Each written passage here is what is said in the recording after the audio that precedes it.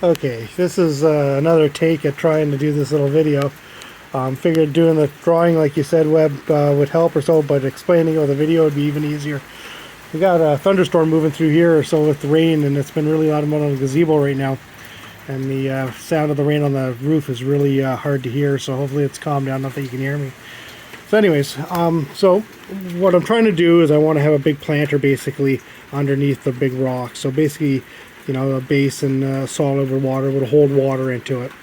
I need to obviously put a drain and everything because of the winters here or so, but essentially I need to get something that's probably about 2 feet across on the inside by both directions and a couple inches thick on the side. Now what I'd like to do is like a ledger stone kind of face on it all the way around and like a slate top or some sort of rock top to it. Then I'll fill in the voids in between with river stone, and the whole rock will sit on a bed of on a pedestal or something inside with the river stone around it.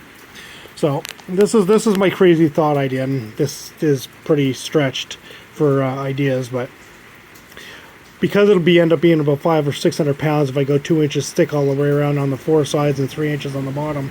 Obviously there's no way to pour that in the traditional fashion and move it, because first of all you couldn't flip it even upside down or so at that kind of weight or so without getting injured or breaking it because of its just sheer weight. And to put it right set up on a mold and move it around or so would be just as much of a difficult. So what I'm thinking is if I take where I'm going to put this is not something I'm going to be able to sell. This is something that would be done on my front yard.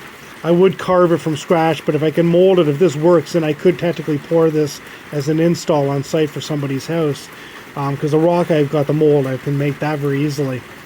So what I'm thinking is if I take out the lawn in a section, you know, let's say 3 feet by 3 feet, put a couple inches of gravel on the bottom, same as you do for a sidewalk or for a patio, and then to take the form, I would have to make a prototype one to make a rubber copy and do the latex all around it, and have the sort of a sock, so it would cover the four sides and it would overhang the top. So if this, in this diagram, the squiggly here is all the cement that would be in between. So if this was the latex mold coming up, across, and over and down, what I could do is put a fiberglass mother mold just on the four outer sides, some reinforcing so it doesn't bulge. These would just go around the perimeter, so they would go, you know, across the other side and back down in 3 layers. Let's keep from any kind of bulging because of the sheer mass of concrete. So basically I would pour 3 inches of cement on the bottom, and then put the wooden form just as you would a regular foundation form or so with plywood or so, and have it so it screws apart on the inside so it can be removed afterwards. And then I can fill from that point up. The latex and the mold and the mother bowl would have to be buried probably another 3 or 4 inches into the ground, into the dirt, while it's being poured, to keep it from just pushing out and sliding around, and the cement from just doing the oopsie thing around the bottom and emptying itself as I go and just filling in and flowing out like a failed dam kind of thing. And then afterwards I'd have to dig the dirt away from here, so I'll pull the form out, pull the latex off the top. The big challenge for all this is it'll have to be under a tent or something to keep the latex safe from the sunlight, because it'd have to sit outside for obviously a few days or so to cure and to get put in place and formed and everything like that. So I figured if I have this, and if this is just latex and there's no mother mold on the upper part of this is just a loose flap then. So I could sort of pull it up, pour the cement inside all the way around, and pack it so there's a big bulge of cement on the top. Then take this flap, push it down, and just literally just tap it down with my hand all the way around.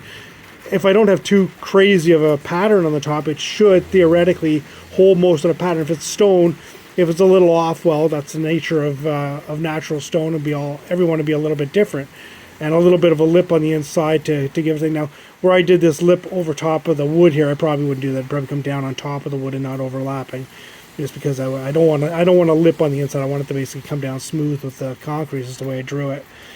That's my crazy idea. I don't know if this is even feasibly worth wasting the time to do the latex and to make a mother mold and everything. I like to do a one of a kind one or so, and carve it like what Webb does a lot of with those wood stuff, and the same as what I did for my log, the base for my benches and my planter. definitely doable or so, but then I've got no way to duplicate it into someone's property or so. My idea is that if I do this, I have the rock on the top, and on the front I'd have a flat section that I could put some wrought iron address numbers. So if your house number is number 1, it could say 1 on the front of this, and have it at the front of a property. So you've got a water fountain, water feature with the fiber optic lights, along with the address number on the front. I don't know what it's like in different parts of the world for address numbers being hard to read on houses when they deliver stuff. Around here is brutal because most people have their address numbers hidden or not even on their houses. So places like pizza delivery and the mail and postal places Amazons have a hell of a time delivering because they can't find the address number. So I thought it'd be a cool way to modernize that on the front of a house. That's my thought, at least. I may just end up just abandoning this whole thing and just make an oversized bird bath, and this would just sit into like a 4 or 5 inch deep stuff. That may be the way I'm going with this, but I just thought I'd spin this idea past everyone and see what you think. Anyways, bye for now.